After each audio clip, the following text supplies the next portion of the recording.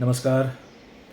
विश्व रंगमंच दिवस की ढेरों शुभकामनाएं। Greetings of the world theatre day. Congratulations to all artists, to art lovers, to actors, directors, writers, musicians, painters, sculptors, poets, and any form of art practitioners. Greetings of the day. ये खबर share करते हुए बड़ा अच्छा लग रहा है कि आज से लेकर 31 तारीख तक वर्ल्ड थिएटर डे को सेलिब्रेट करते हुए मुक्ति मंच मेला 5 दिवसीय मेला ये आयोजित किया जा रहा है। यहाँ पर कई सारे नाटकों का मंचन होगा और इस फेस्टिवल में हमारे थिएटर ग्रुप नट समाज की भी एक प्रस्तुति है। नाटक का नाम है द फादर, जो विश्वविख्यात नाटक है मिस्टर ऑगस्ट स्ट्रिंगबर्ग का लिखा हुआ। इसी का मंचन कल यानी 28 तारीख को शाम 5 बजे मुक्ति मंच ऑडिटोरियम में होने जा रहा है। तो पहले तो इसकी मैं दावत आप सबको देना चाहूँगा। आप आइए इस नाटक को सफल बनाने के लिए और इसका आनंद लीजिए। और फिर कुछ बातें रंगमंच से जुड़ी हुई और उभरते हुए कलाकारों के लिए, नए कलाकारों के लिए, उभरते हुए एक्टर्स के लिए, स्टूडेंट एक्टर्स के लिए, अपने संबंधी एक्टर्स के लिए जो जूझ रहे हैं इस कला से, अपनी आजीविका चलाने की कोशिश कर रहे हैं, काम कर रहे हैं, उन सब के लिए कुछ इंस्पायरिंग शब्द। आज हमारे सामने जो एंटरटेनमेंट का चित्र है, एंटरटेनमेंट का जो प्लेटफॉर्म है, बेसिकली सिनेमा, टेलीविज़न और अभी OTT है। इन सब की जननी वास्तव में थिएटर है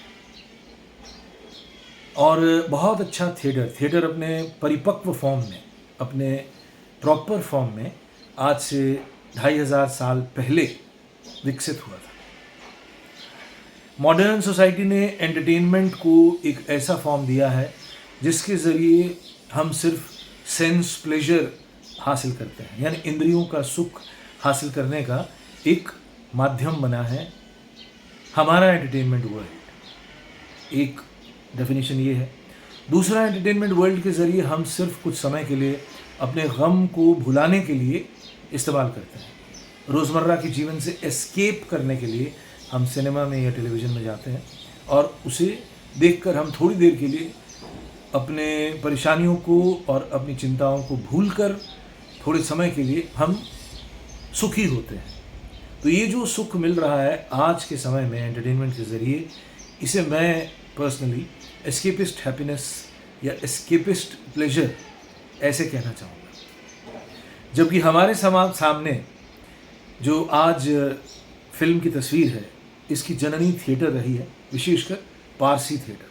पारसी रंगमंच 100-150 साल पुराना रहा है भारत में और एक समय बहुत चर्चित था और गांव-गांव जाके, शहर जाके पारसी रंगमंच के कलाकारों ने बहुत काम किया और लोगों को प्रोत्साहित भी किया और कुछ अच्छे विषय पर नाटक भी प्रस्तुत किए। इस पारसी रंगमंच का जो इंस्पिरेशन है वो शेक्सपियर प्लेज है, शेक्सपियर का थिएटर है, जिसे अंग्रेज़ लोग ही भारत में लाए थे और वो काल यूरोप में 16वीं-17वीं शताब्दी रहा है।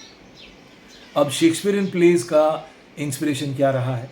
उनके यहाँ ग्रीक थिएटर और हमारे यहाँ संस्कृत थिएटर, संस्कृत ड्रामा, जो आज से करीब 2500 साल पुराना है।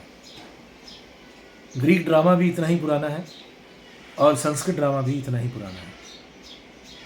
भारत में संस्कृत ड्रामा का इंस्पिरेशन नाट्यशास्त्र है, जिसे पंचम वेद कहा गया है। ये बात मैं अक्सर स्टूडेंट्स से शेयर करता हूँ और मैं ये भी चाहूँगा कि वो एजुकेटेड क्लास जो नहीं जानती कि सिनेमा की जननी थिएटर कितनी मजबूत और कितना परिपक्व दर्शन लेकर समाज के सामने कला को प्रस्तुत करने का साहस कर चुकी है।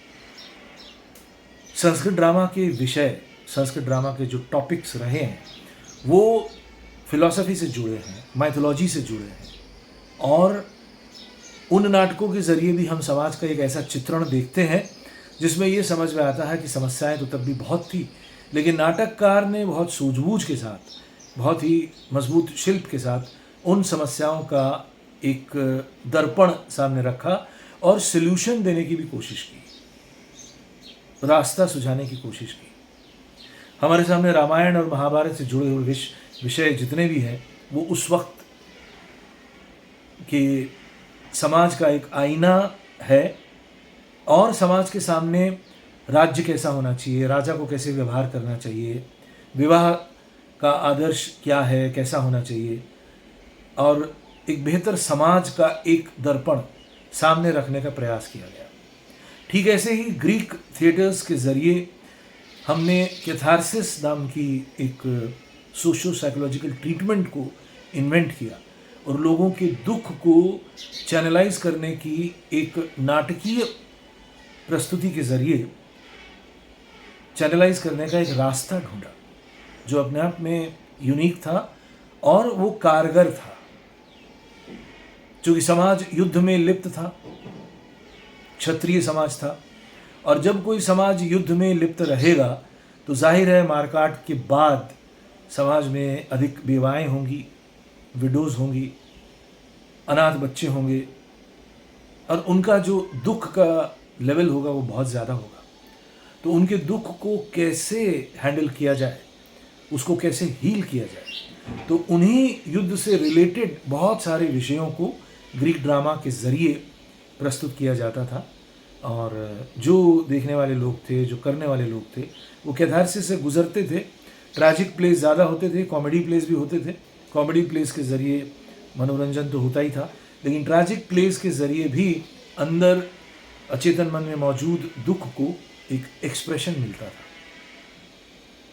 मॉडर्न टाइम्स में हमारे पास ऐसे आदर्श की कमी है, जिस वजह से हम बहुत ज़्यादा मीनिंगफुल फिल्म्स और मीनिंगफुल टेलीविज़न को नहीं देख पाते हैं।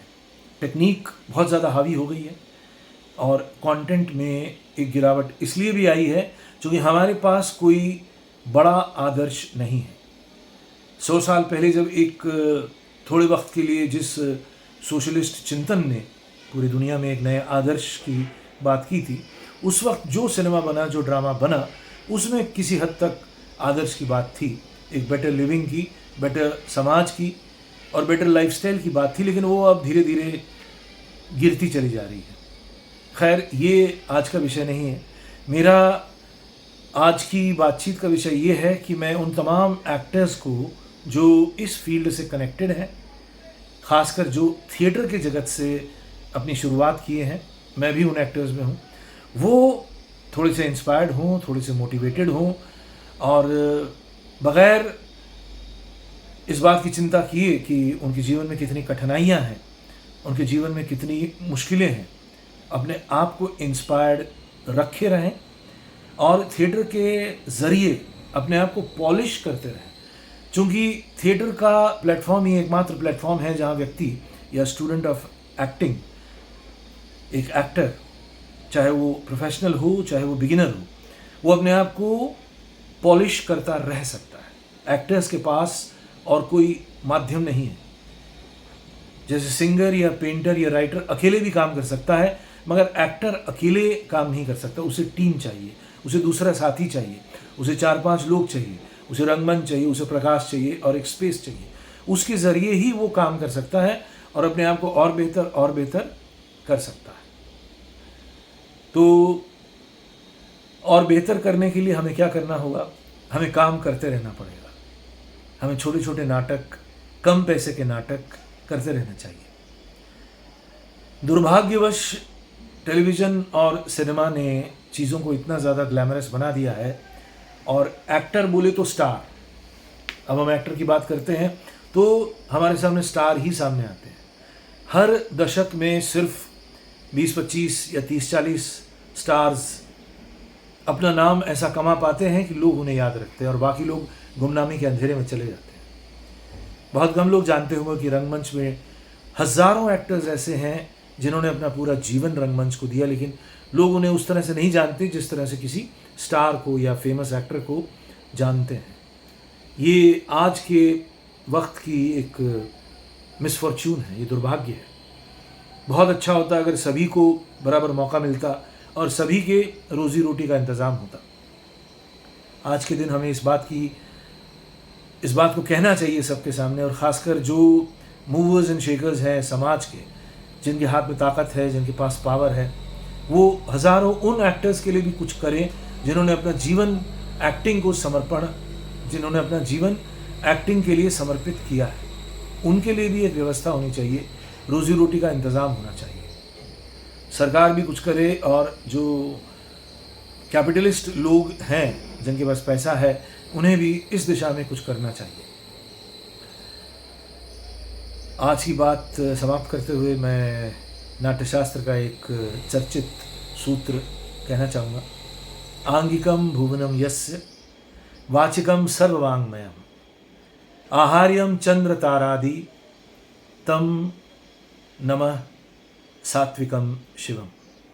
ये नृत्य और नाट्य के जगत में अक्सर इस श्लोक की बात होती है, जिसका अर्थ सिंपल है कि शिव, जो कि ओरिजिनल क्रिएटर है इस यूनिवर्स के, उन शिव का अंग भुवन है।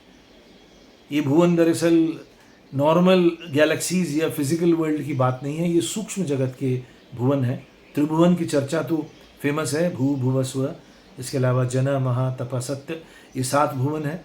इसके अलावा 112 भुवन की चर्चा है फिलॉसफी में, तो वो उसके अंग है, शिव के ये अंग है। 112 भुवन शिव के अंग है। वाचिकम यानी द स्पोकन वर्ड, उसके तमाम शास्त्र हैं।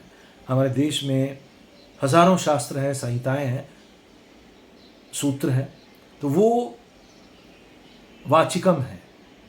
आहार्यम चंद्र तारादि, ये जो फिजिकल वर्ल्ड के नक्षत्रों की दुनिया है, चंद्र तारादि, सूरज या गैलेक्सीज, ये आहार्य है, ऑर्नामेंट्स हैं, ज्वेल हैं।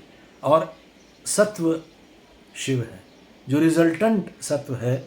अभिनय में भी सत्व जो रिजल्टेंट बात है वो शिव है। शिव यानी the original creator, the original cause of this universe. तो नाट्यशास्त्र के ऋषि ने कितनी सुंदर बात, कितनी गूढ़ बात कही है, और शिव के जरिए पूरे कॉस्मोस को एक बनाने की बात कही है, कॉस्मिक बॉडी। तो ये पूरा कॉस्मोस एक यूनिफाइड फील्ड है, और जिसके सोर्स हैं, जिसके न्यूक्लियस हैं शिव। अभिनेता को हमेशा अपने मन को मजबूत रखते हुए ये सोचना चाहिए, ये मानना चाहिए कि वो एक दैवी कार्य में लिप्त है। जी हाँ, ये बात मैं फिर से कहना चाहूँगा कि अभिनय का कार्य और अभिनेता का काम जो है वो मामूली काम नहीं है, वो दिव्य जगत का काम है। दिव्य जगत में एक बहुत बड़ा काम हो रहा है, विशेषकर हमारे प्लैनेट अर्थ के ऊपर ह्यूमन बीइंग्स, प्लांट लाइफ और एनिमल लाइफ के जरिए एक कंटिन्यूअस बैटल चल रहा है between the angels and the demons. देवलोक में ये दैवी शक्तियां मनुष्य के भीतर शुभ का संचार करती हैं, और आसुरी शक्तियां अशुभ का संचार करती हैं। मनुष्य बेसिकली एक बैटलफील्ड है, और एक मनुष्य नहीं, जब हजारों लाखों करोड़ों मनुष्य मिल जाते हैं तो वो एक ऑर्गेनाइज्ड फोर्स क्रिएट होती है, शुभ की भी और अशुभ की भी। तो अभिनेता के पास वो शक्ति है, वो ताकत है कि वो शुभ को एक्सप्रेस करे, अशुभ को भी एक्सप्रेस करे। तो डिवाइन स्पोर्ट इसी शुभ और अशुभ का संग्राम है। बड़े बड़े पोएट्स ने, बड़े बड़े ऋषियों ने इसी शुभ और अशुभ के संग्राम की बात कही है। इसी विद्या और अविद्या, सेंट्रिपिटल एंड सेंट्रीफ्यूगल फोर्स की जो लड़ाई है, लगातार जो चल रही लड़ाई है, उसकी बात कही है। तो अभिनेता को फख्र होना चाहिए इस पर कि वो इस डिवाइन स्पोर्ट का एक बहुत अच्छा प्लेयर है, बहुत अच्छा सिपाही है। उसी तरह से पोएट भी है, पेंटर भी है, स्कल्प्टर भी है, नो डाउट, म्यूजिशियन भी है, डांसर भी है। लेकिन अभिनेता पूरे शरीर के साथ, शब्दों के साथ और अपने भावों के साथ, नवरस के भावों के साथ इस दिव्य लीला में शामिल होता है, और उसे अपने इस रोल को बखूबी निभाना चाहिए। इस रोल को पहले समझना चाहिए, और निभाते हुए दिव्य जगत से प्रेरणा लेते हुए अपना कार्य करते रहना चाहिए, इस कामना के साथ कि इस धरती पर शुभ का संचार हो, शुभ की विजय हो, देवों की विजय हो, देवों का आगमन हो, देव शक्ति से ये धरती लहलाए, और इस धरती पर लगातार एक अच्छी बात हो, शुभ की बात हो, और इंडिविजुअल व्यक्ति भी इसी शुभ के सहारे, इसी सत्व के सहारे अपने ओरिजिनल कॉज शिव की तरफ बढ़े। शुभ के बाद अगला स्टेप क्या है? शुभ शक्ति से प्रेरित होकर मनुष्य जाति को इन्हीं शिव की तरफ जाना है और एक दिन इन शिव में विलीन हो जाना है। बूंद का सागर में मिलन, यही इस बात को दर्शाता है। तो एक बार फिर आज के दिवस की शुभकामनाओं के साथ नमस्कार and greetings of the day once again. नमस्कार।